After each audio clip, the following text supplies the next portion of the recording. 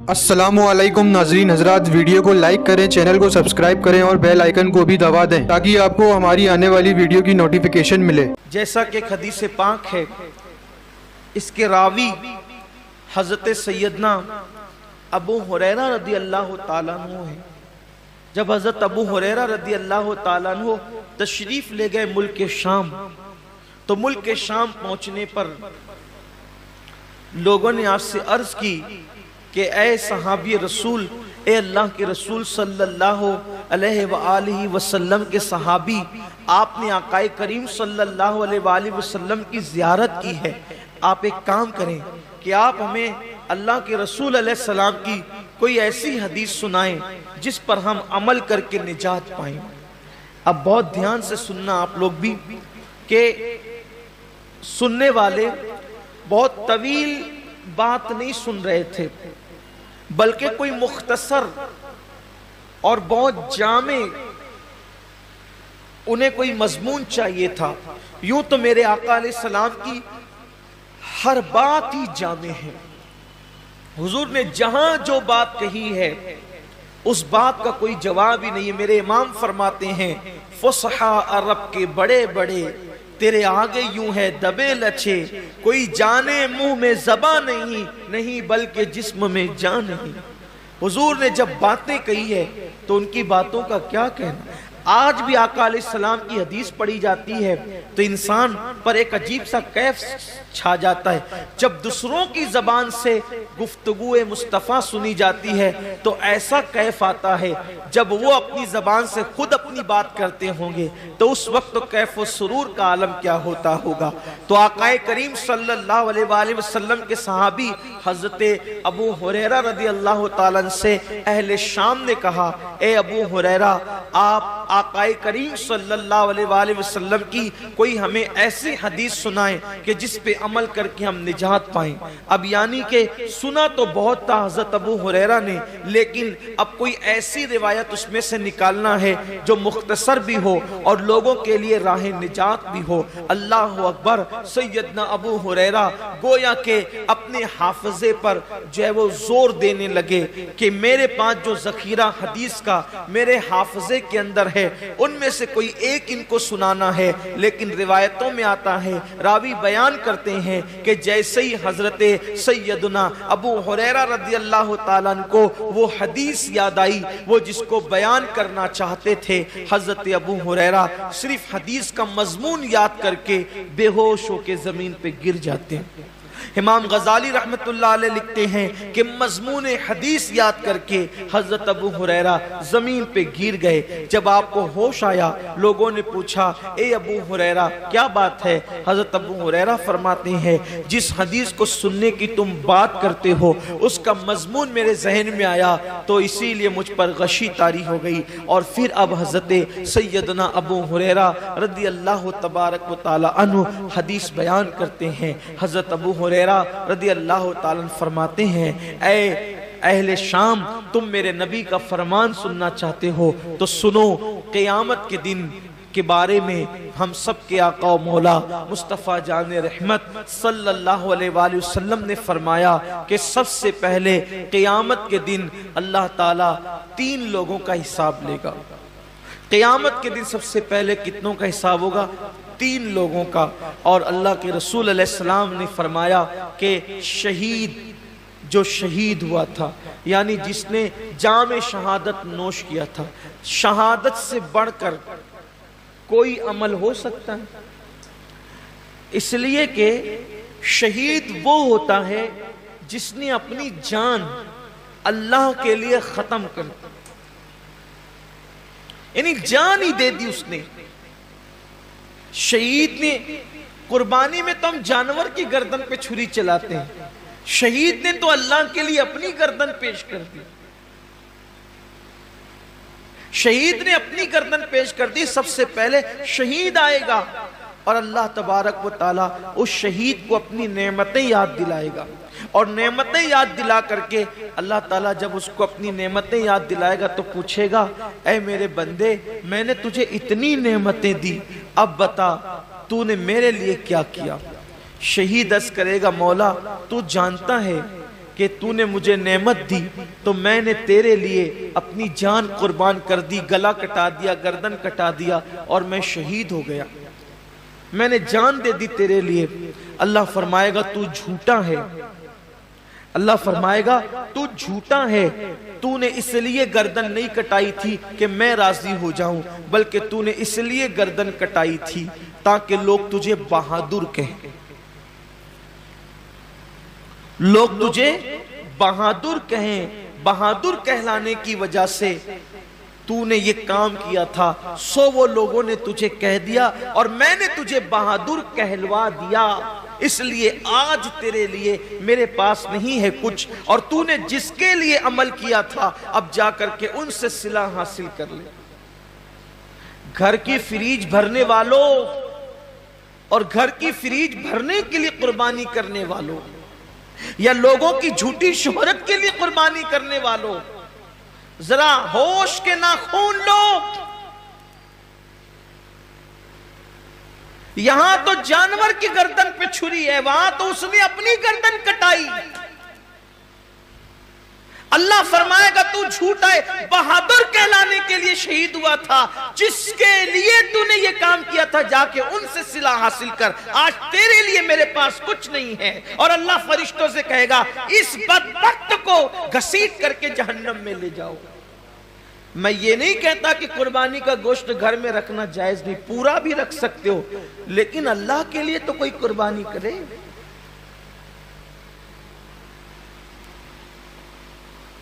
قربانی کا جانور آنے کے بعد خود ہی سے بتاتے پھرتے ہو کہ اتنے کا لائے اور اتنے کا لائے، پوچھا کس نے تھا اتنے کا لائے ہو، اور کتنے کا بھی لائے ہو اس کو پسند آ جائے تو کامیاب ہے، ورنہ اور گوشت کی سوا کیا ہے۔ اس کا چرچا مت کرو کہ آپ قربانی کتنے کی کریں، اس لیے کہ کبھی کبھی وہ بہت چھوٹوں کی بھی قبول کر لیتا ہے، بہت چھوٹی قربانیاں بھی وہ قبول کر لیتا ہے، وہ بہت بڑی بڑی بھی رد کر دیتا ہے۔ اللہ کے رسول صلی اللہ علیہ وآلہ وسلم نے ایک جنگ کے موقع پر صحابہ سے فرمایا کہ آج اسلام کو پیسوں کی اور چندے کی ضرورت ہے، سو لاؤ۔ اللہ نے جس کو جتنی حیثیت دی۔ ایک بوڑھی عورت کو پتا چلا کہ اللہ کے رسول نے اسلام کے لیے کچھ طلب فرمایا ہے، تو اس نے ایک یہودی کے گھر جا کر اس سے کہا کہ چند سیر کھجورے مجھے قرض دے دے، میں تجھے لوٹا دوں گی چرخہ کاٹ کے۔ اور جب وہ کھجورے لے کر کے آئی تو سرکار کے ہاتھوں میں دے دیا۔ اللہ کے رسول نے فرمایا کہ جتنا یہ ڈھیر لگا ہے نا چندے کا، اس کی دو دو کھجوریں سارے ڈھیر پہ رکھ دو۔ کمیت میں زیادہ نہیں تھی وہ، یعنی کوانٹیٹی میں زیادہ نہیں تھی، بہت مختصر سی کھجوریں تھی، لیکن سب کے صدقے پر، سب کے چندے پر اس کا چندہ ملا کر کے رکھا گیا۔ پوچھا گیا یا رسول اللہ سب کا ایک ایک جگہ رکھا اور اس کا سب پر پھیلا دیا؟ حضور نے فرمایا اس بڑھیا کا اخلاص اتنا ہے کہ اس کے صدقے میں اللہ نے سب کا قبول کر لیا ہے۔ بات کوانٹیٹی کی نہیں ہے، کوالٹی کی ہے، بات کوالٹی کی ہے۔ اگر آپ 70,000 کا جانور بھی خرید کر کے لائیں، نیت اچھی نہیں ہے تو آپ 7,000 والے سے آگے نہیں بڑھ سکتے، اور 7,000 والے کی نیت اچھی ہے تو وہ 70,000 والے سے آگے ضرور بڑھ جائے۔ نیت بہت اچھی ہونی چاہیے، نیت کے اندر کوالٹی ہونی چاہیے۔ تو حضرت سیدنا ابو ہریرہ رضی اللہ تعالیٰ عنہ فرماتے ہیں کہ وہ شہید ہوگا، شہادت کے بعد بھی اس کو جہنم میں لے جائے جائے۔ پھر فرماتے ہیں ایک دوسرا بندہ اللہ کی بارگاہ میں آئے، اور آنے کے بعد وہ بندہ جب حاضر ہوگا تو اللہ رب العزت اس کو اپنی نعمتیں یاد دلائے گا، اور جب اللہ تعالیٰ اس کو اپنی نعمتیں یاد دلائے گا تو اللہ فرمائے گا کہ بندے تو نے میرے لیے کیا کیا؟ تو وہ جواب دے گا مولا میں نے علم حاصل کیا، علم پڑھا، اور علم سے میں نے خوب خدمت کی، تلاوت قرآن کی اور پڑھایا، سب کچھ کیا، اپنا وقت دیا، وقت لگایا۔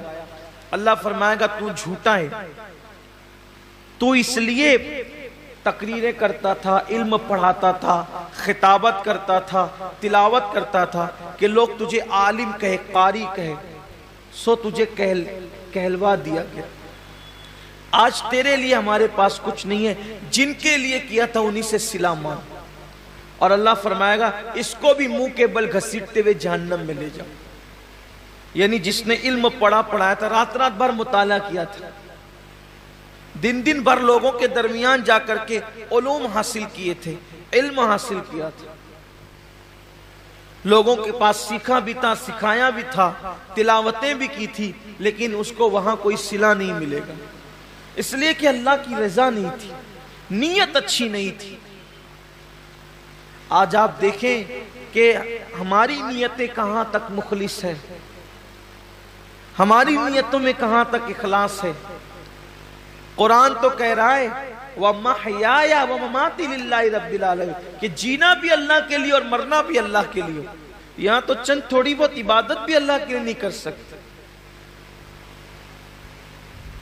بلکہ حد تو یہ ہے کہ لوگ جنازے میں بھی جاتے ہیں تو اللہ کے لیے نہیں جاتے، حد تو یہ ہے کہ لوگ الیاذ باللہ جمعہ کی نماز میں بھی آتے ہیں تو لوگ سوچتے ہیں کہ کچھ لوگ مجھے دیکھ لیں کہ میں بھی مسجد میں آیا۔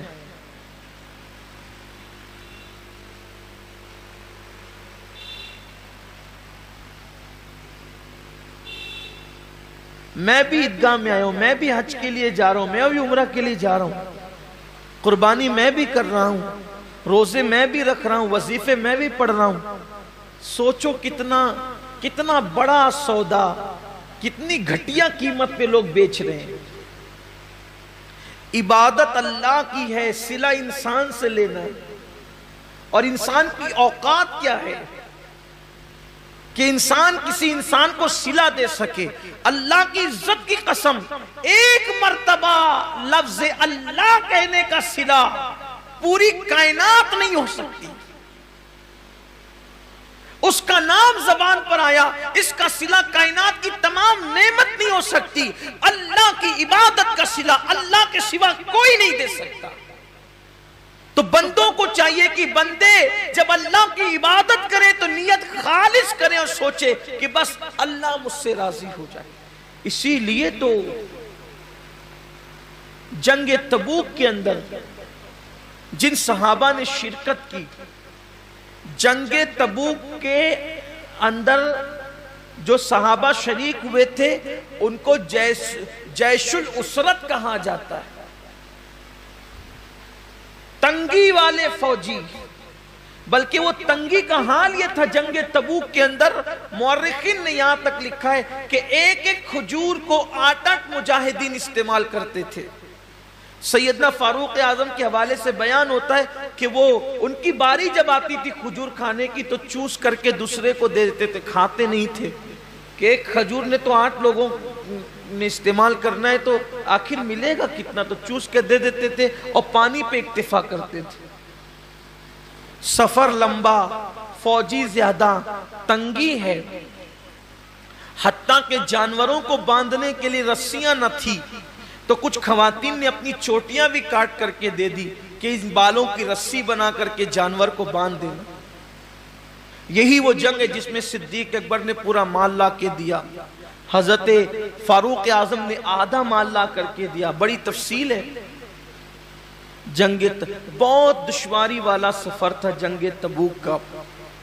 ایک صحابی نے اپنے ساتھیوں کو بتایا، توجہ کریں صحابہ کا اخلاص، ایک صحابی نے اپنے ساتھیوں کو بتایا کہ جب اللہ کے رسول کے ساتھ تبوک میں چلے تھے تو بہت دشواریاں تھی، سفر میں جگہ جگہ کٹھنائیاں تھی۔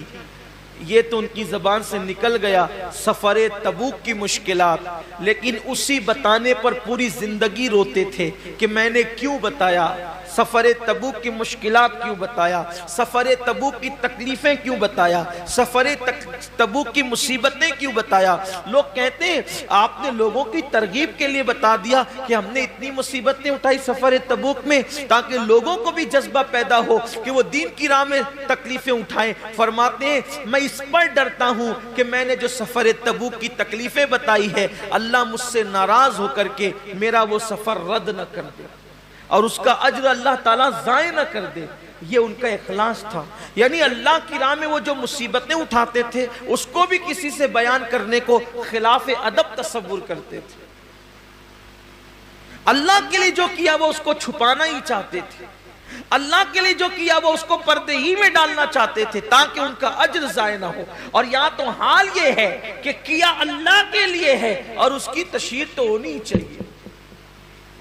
ابھی آپ دیکھیے گا کہ قربانیوں کے جانوروں کی تصویریں بھی واٹس ایپ پر آئے گی،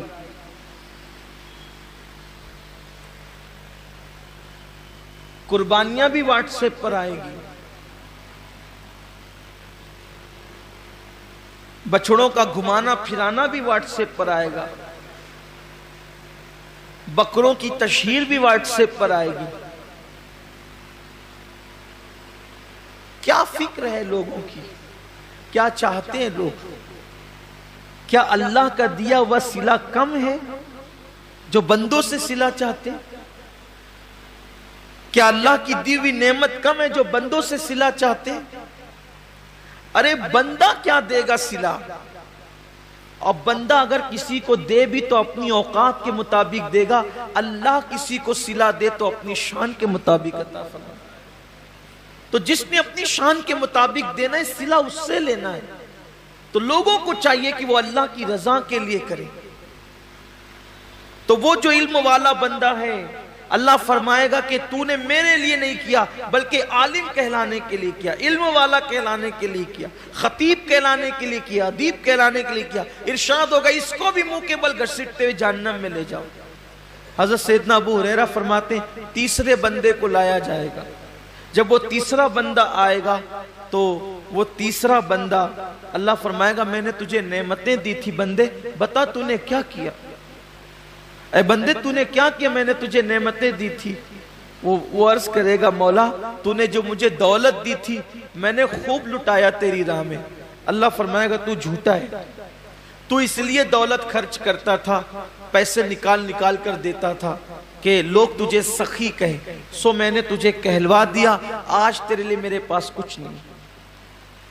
جن لوگوں کے لیے تو نے یہ کام کیا تھا جا کے صلہ ان سے لے لے، اور اس کو بھی منہ کے بل گھسیٹتے ہوئے جہنم میں ڈالا جائے۔ یہ حدیث جب بھی پڑھی جاتی تھی سیدنا ابو ہریرہ جب بھی پڑھتے تھے تو اتنا روتے تھے ایسا لگتا تھا جیسے کہیں روتے روتے ان کی جان نہ نکل جائے، روتے روتے ان کی روح نہ پرواز ہو جائے۔ لوگ دعائیں کرتے تھے کہ کاش ابو ہریرہ چپ ہو جائیں کہ پہلے 3 لوگوں کا حساب ہوگا اور تینوں کے پاس کتنے بڑے بڑے اعمال ہوں گے، ایک کے پاس شہادت، دوسرے کے پاس علم، تیسرے کے پاس سخاوت، لیکن اللہ تعالیٰ تینوں کو جہنم میں داخل فرمائے گا صرف اس وجہ سے کہ انہوں نے یہ کام اللہ کے لیے نہیں کیا تھا۔ آج کتنا اللہ کے لیے ہو رہا ہے دیکھ لیں آپ، حج کو دیکھ لیں، زکوٰۃ کو دیکھ لیں، قربانی کو دیکھ لیں، صدقات کو دیکھ لیں، مسجدیں بنانے کو دیکھ لیں، مدرسے بنانے کو دیکھ لیں۔ آپ دیکھ لیجئے حضرت سیدنا داتا علی حجوری رحمت اللہ علیہ فرماتے ہیں کہ میں نے اپنی کتاب پر چاہا تھا کہ میں اپنا نام نہ لکھوں، کشف المحجوب پر مصنف میں اپنا نام نہ لکھوں، لیکن پھر سوچا اپنا نام نہیں لکھوں گا تو کتاب غیر معتبر ہو جائے گی، پتہ نہیں کس کی ہے، تو اس ڈر سے لکھ دیا کہ معتبر ہو جائے تاکہ لوگ میری بات مان لیں، ورنہ ڈر لگتا ہے کہ کہیں میری کتاب پر میرا نام لکھنے سے اللہ میرا اجر ضائع نہ کرے۔ بہت سارے بڑے بڑے ہمارے اسلاف ہیں، بڑے بڑے بزرگ ہیں، انہوں نے خود کتابیں لکھی، اپنا نام نہیں لکھا، اپنے شاگردوں کے نام سے منسوب کر دیا، بلکہ خود اعلیٰ حضرت رضی اللہ تعالیٰ عنہ کے دادا، انہوں نے ان کے متعلق ایک بہت بڑے عالم دین نے مجھے بتایا کہ ایک خطبے کی کتاب انہوں نے خود لکھی مگر اس کو اپنے نام سے شائع کرانے کی بجائے اپنے شاگرد کے نام سے شائع کرا دیا۔ یہ اللہ والوں کی شان ہے کہ اپنے اعمال لوگوں کے نام سے شائع ہو جائیں تاکہ ضائع ہونے سے بچ جائے، کیونکہ اللہ تو دیکھ رہا ہے، صلہ تو اللہ نے دینا ہے۔ لیکن آج حال یہ کہ انسان یہ چاہتا ہے کہ سب کا کے اعمال ہم اپنے نام کر لیں۔ اب تو حالت یہ بھی کتابیں خرید کر کے اپنے نام سے چھپائی جا رہی ہے۔ لوگ لکھنے والے باصلاحیت لوگوں کو اللہ ماشاءاللہ پیسے دے دیتے ہیں اور وہ مسودہ خرید لیتے ہیں اور اپنے نام سے شائع کرا دیتے ہیں۔ میں کہاں اللہ والوں کی وہ ذات کہ اپنی کتابیں دوسروں کے نام سے شائع کرا دی تاکہ اجر ضائع نہ ہو، اور اب کہاں حالات یہ کہ دوسروں کی کتابیں اپنے نام سے شائع کرا دی، دوسروں کے کلام اپنے نام سے شائع کرا دی۔ اس کا مطلب اخلاص رخصت ہو رہا ہے، لوگوں کے نزدیک اللہ کی رضا کی اہمیت نہیں رہ گئی، لوگوں کے نزدیک رضا الہی کی اہمیت نہیں رہ گئی، اور اللہ رب العزت اپنے محبوب سے فرما رہا ہے وَمَحْيَايَ وَمَمَاتِي لِلَّهِ رَبِّ الْعَالَمِينَ، حبیب اعلان کر دیے کہ زندگی بھی خدا کے لیے ہے اور موت بھی خدا کے لیے۔ اور یاد رکھنا، اپنی گفتگو کو سمیٹتے ہوئے کہہ رہا ہوں، جس کام میں اللہ کی رضا ہوگی یا اللہ کی رضا کی نیت ہوگی، جس کام میں اخلاص ہوگا، اس کام میں اللہ رب العزت کی رضا شامل ہوگی، تو اس میں اللہ کی طاقت اور قوت بھی شامل ہوگی۔ جس کام میں خلوص ہوگا، اس کام میں خدا کی طاقت بھی شامل ہوگی۔